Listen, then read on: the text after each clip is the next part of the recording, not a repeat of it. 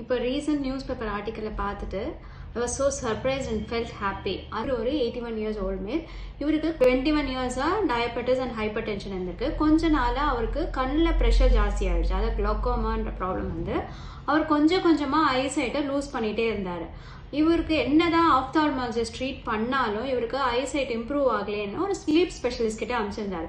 அவர் sleep specialist இவருக்கு sleep apnoea இருக்கு, அதாவது நம்ம நைட் தூங்கும் போது அந்த ஏர்வே பிளாக் ஆகிறதுனால அவருக்கு general health disorders like diabetes hyper tension glaucoma வருதுன்னு கண்டுபிடிச்சு அவரோட ஸ்லீப் ஆப்னியா கரெக்ட் பண்ணுறதுக்காக ட்ரீட்மெண்ட் பண்ண உடனே அவருக்கு நல்லா தூங்க ஆரம்பிச்சார். அவரோட குவாலிட்டி ஆஃப் ஸ்லீப் எப்போ இம்ப்ரூவ் ஆச்சோ அப்போ அவரோட விஷனும் ரீகெயின் ஆயிடுச்சு. அதாவது அவரோட பார்வை திரும்பி அவருக்கு கொஞ்சம் கொஞ்சமாக கிடைச்சது. ஸோ இது எவ்வளோ ஒரு பெரிய அச்சீவ்மெண்ட். இதுதான் நான் உங்களுக்கு ரொம்ப நாளாக சொல்லிட்டு இருக்கேன்.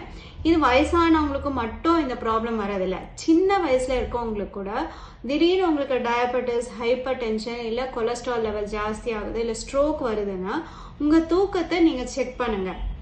நீங்கள் என்னதான் 7 to 8 hours தூங்கினாலும் குவாலிட்டி ஆஃப் ஸ்லீப், அதாவது ஸ்லீப் ஆப்னியா இருக்கும்போது நமக்கு நைட் டைம்ல மல்டிபிள் டைம்ஸ் ஆக்சிஜன் லெவல்ஸ் குறைஞ்சு நம்மளோட ஹெல்த் அஃபெக்ட் ஆகுது. நிறைய ஹெல்த் டிஸார்டர்ஸ் வரதுக்கு சான்சஸ் இருக்கு.